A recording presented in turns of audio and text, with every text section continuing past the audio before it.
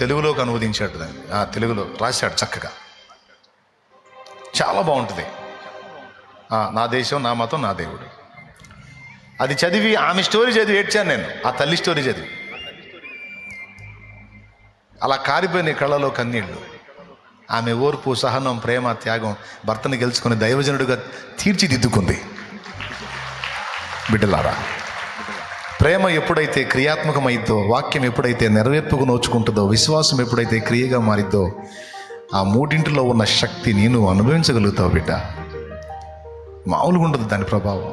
మీరందరూ అది అనుభవించే వాళ్ళు కావాలని నేను ఈ విషయాలన్నీ మీతో పంచుకోవాలనుకున్నాను.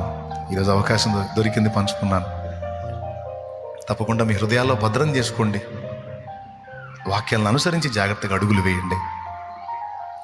ఆఖరికి వేసుకునే బట్ట, ముఖాన్ని సిద్ధపరచుకునే తీరు, దైవభక్తి గలవారమని చెప్పుకున్న స్త్రీలకు తగినట్టుగా మీరు నడుచుకోండి అన్నాడు కదా. అరే, నేను ఇలా రెడీ అవుతున్నాను, ఇది దేవుని భక్తిపరుల లక్షణమేనా? నేను ఈ గుడ్డ కడుతున్నాను, ఒక భక్తిపరుడు, ఒక భక్తిపరురాలు ఇలాంటి బట్ట కట్టొచ్చా?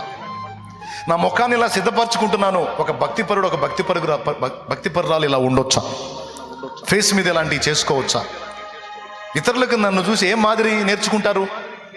నేనే లోకస్తుడిగా పూర్తిగా మునిగినట్టు కనపడితే నన్ను చూసి సమాజం ఎలా బాగుపడిద్ది?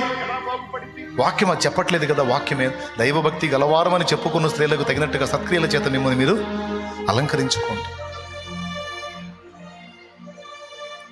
బట్టలు ఇలా ఉండాలి, మీ అవతారం ఇలా ఉండాలి. మీరు మిమ్మల్ని చూస్తే అమ్మో దేవుని భక్తి కలిగినటువంటి బిడ్డ అనిపించేటట్టు నువ్వు ప్రవర్తించు అన్ని విషయాల్లో అని చెప్పాడు. అట్లా ప్రతి విషయంలో వాక్యమేం చెప్పుచున్నది అనే వాక్యం దగ్గరకు రా, వాక్యం నెరవేర్చు.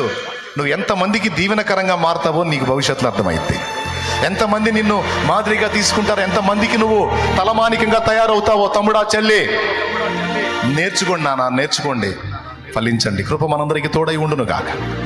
చివరి ప్రార్థన ఆశీర్వాదంతో ముగించుకుందాం. హైదరాబాద్ విషయం గుర్తుపెట్టుకుని ప్రార్థన చేయండి. అవకాశం ఉన్న వాళ్ళు కలవండి. లైవ్లో, జూమ్లో కనపడుతున్నటువంటి బిడ్డలు కూడా వందనాలు. మీరు కూడా అక్కడ సమీపంలో ఉంటే తప్పనిసరిగా ఆ కూటాల్లో కలవండి, కొన్ని విషయాలు నేర్చుకుంటారు. కృప మనందరికీ తోడై ఉండును గాక. ప్రార్థన. పరిశుద్ధ ప్రభువా, నీకు స్తోత్రములు. మా బిడ్డలందరితో ఈవేళ నువ్వు మాట్లాడావు, నీకు వందనాలు. ఏదైతే నా ప్రభా క్రియాత్మకం అవుతుందో అది శక్తివంతం అవుతుంది.